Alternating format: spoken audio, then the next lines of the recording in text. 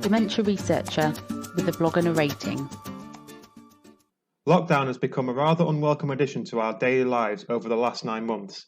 When we entered the first national lockdown in spring 2020, it was a very new and unsettling concept, and I think many of us expected it to be the only instance.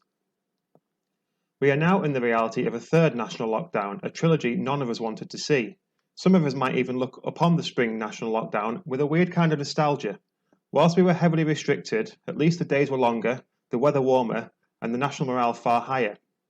I am, however, a big believer in the idea that it is always possible to see a positive in any situation, and I think there are a few things you can do to make lockdown life a bit more of a pleasant experience. Hopefully some of these changes to your daily routine help you too.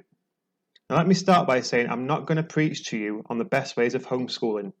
I'm not a parent, so I can't pretend to understand the difficulties of juggling homeworking and homeschooling during a national lockdown.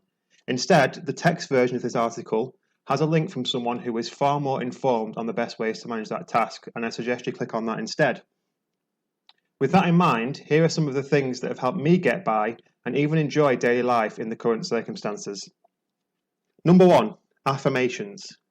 This is the first recommendation, and it comes straight from the mouth of hypnotist and behavioural scientist Paul McKenna, and it's something I've been doing for a while. Essentially, try and start your day by stating 3 things that you are thankful for. They do not have to be particularly big things. Today I'm thankful that I had a good night's sleep, an enjoyable breakfast, and the weather is a little warmer. If you can think of a few more, even better.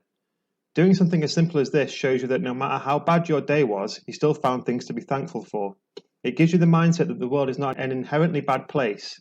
There are always good things to be found. Number 2, get outside. Current lockdown rules permit you to go outside for exercise in your local area once per day. I would go a step further and say you should go out once a day if you can.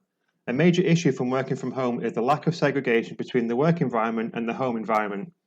You log off at the end of the workday, but you can still feel like you're at work because your settings have not changed. Getting some time outdoors can really help disconnect you from the Groundhog Day style feeling of repetition and no escape. This is a much less tempting prospect when it's cold outside. If you can do it, I say you should.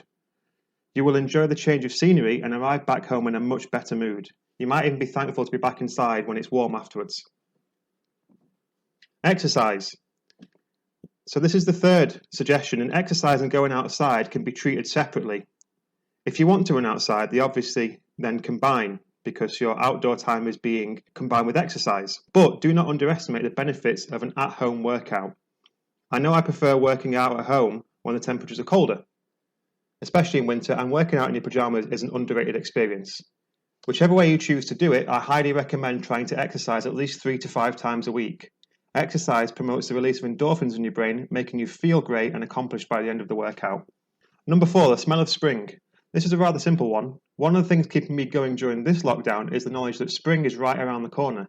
The days are getting longer, and every day brings us a step closer to warmer weather and sunnier skies. If you're looking for a morale boost, try and bring spring into your home. A bunch of tulips from Lidl and a spring-scented candle from Home Bargains can instantly make your home feel fresher and brighter, especially on those dull winter days. Number 5, social and news media cutoff. Segregating yourself from social and news media is a big one for me. Feeling positive is very important in situations like this, and there is a negative correlation between mood and social news media use. The next time you load up Twitter or your news app, take a step back and look at it objectively. How much of the content is positive? You'll be shocked at how much the negative outweighs anything uplifting. Scrolling through that on a regular basis means you are constantly exposing yourself to the doom and gloom. Pull yourself out of it for a little while and seek more positive stimulation instead. Occupy the time you would normally spend on Twitter with something that makes you happy. I look at pictures of the Lake District, play with my dog, or read a bit of a book. It definitely makes you feel better than scrolling the despair of a Twitter feed. Eating well. This is a trickier one. We're locked inside and bored, and that often leads us to head to the fridge for something to do. Unfortunately, eating lots of junk food doesn't make you feel good. It triggers a quick spike in blood sugar and you get a subsequent insulin surge. The result is a quick drop in blood sugar, leaving you feeling tired, irritable, and hungry once again. A healthier and balanced diet makes you feel far happier as your body processes the food in a much better way. Healthy food is energizing and can make a big difference to your day. Frequent eating is not a big issue. It is common in a situation like this. As long as you ensure what you eat is mostly healthy, you can get away with it and still feel good. Create an occasion. One of the things we can feel deprived of in lockdown is the sense of occasion we get from going out to dinner, a trip to the cinema, or a few drinks in a bar. With all hospitality closed, it is very difficult to get that type of excitement, but that does not mean we have to miss out. Pick 1 or 2 nights each week where you can treat yourself. For us, Friday night is treats and movie night. We open a bottle or 2 of wine and enjoy something decadent before relaxing in front of a movie with plenty of popcorn. It is something to look forward to each week, and it really kicks off your weekend in the best possible way. Finally, go easy on yourself. This last tip is the most important. This is not an easy situation, and there will be times when you slip up and eat 7 packets of crisps. While you should not make a habit of this, go easy on yourself when you do. Your mental health is the most important thing, and if you feel like you need to give yourself a break, do so. Don't be afraid to reach out to others when you need a boost. We're all in this together.